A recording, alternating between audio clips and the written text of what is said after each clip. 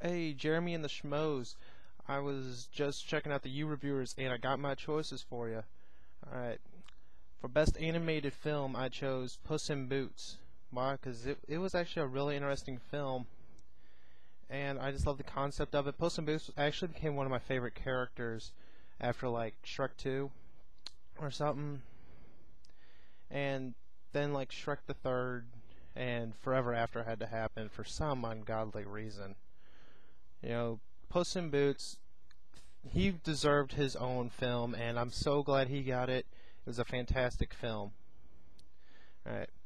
Then for best visual effects, I got Rise of the Planet of the Apes. Why? Because the amount of work they seem to have done on because isn't every like monkey in the film, just some kind of CG thing. Like they're all CG, aren't they? I don't know, but it just like the amount of work done on them and the explosions, obviously. It's just all fantastic, and it's just an amazing movie. Then for best soundtrack, I got Harry Potter and the Deathly Hallows Part 2. Why? Because the music in there is amazing. It's just it fits perfectly. They don't choose a wrong song, and honestly, the Harry Potter theme song by itself could have been used because that song by itself is amazing. And then for movies I'm shocked it didn't suck. I'm going Rise of the Planet of the Apes because really wasn't the last Planet of the Apes film done before this. That one Planet of the Apes done by the Nightmare Before Christmas guy, Tim Burton. Yeah, Tim Burton. And that movie. Let's just try to forget about that. Forget that ever even happened. But this movie, seeing the Tim Burton Planet of the Apes the night before, and then going to see the Rise of the Planet of the Apes, thinking that how really could they do worse? Honestly, I was shocked. The movie is fantastic. Alright. Then I didn't have one for like best movie trailer. Why? Because the only one I could have chose was The Dark Knight Rises, and I hate Bane. Okay, I couldn't understand a damn thing he says in like any of his trailers.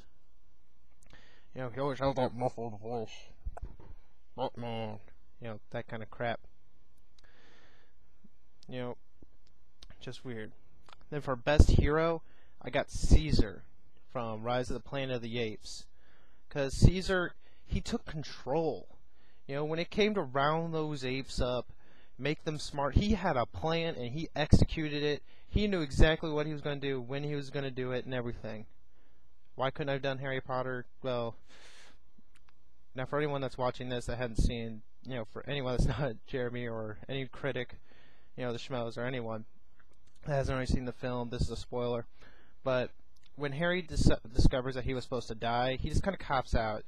He's like, you know what? I'm just gonna go up and let them kill me. I'm supposed to die, so why not? Go out like a freaking hero. Don't just, I'm dead. That's why Caesar I found was better than Harry.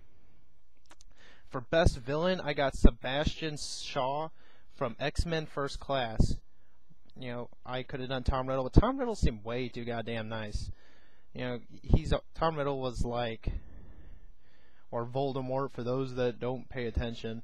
But he just seemed way too nice. Like when the beginning of Deathly Hallows Part 1 or something. When Snape comes in late, he looks over and goes, "Nice to see you. I thought you were getting lost. I was going to send someone to get you." What kind of villain would do that? I was expecting, throughout all of Harry Potter, I was expecting Voldemort to be like, "You're late. Avada Kedavra!" Not, okay. Then he's like, "Anyone that wants to join our side and live, you can do that." No, I thought if you opposed him, you would die. It's just kind of weird. Whatever. Sebastian Shaw, he's everything I wanted in a villain.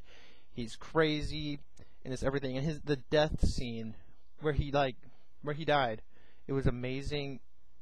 I just love Sebastian Shaw. Now for Best Supporting Actor, I got Andy Serkis.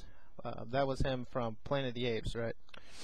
But yeah, he just did amazing, and he just did such a fantastic job. And he really did almost steal the film, if Caesar wasn't in it. Yeah. Then for Best Picture, obviously, Rise of the Planet of the Apes. Just, why else? It's a fantastic film. You know, it's got everything you want in like a Prison Break type movie. You know, I've heard people say that like this is, oh God, I can't remember. I've heard people say it's like some of these other Prison Break movies. Shawshank Redemption. I've heard people say it's like that with apes.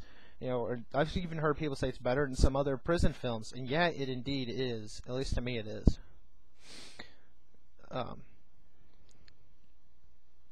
But yeah, I would have done Harry Potter, but I don't know, just something about Rise of the Planet of the Apes.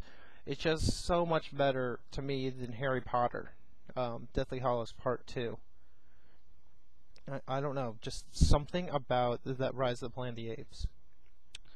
But yeah, there's my choices for the YOUreviewers, thing you guys are doing. And got scratch, whatever.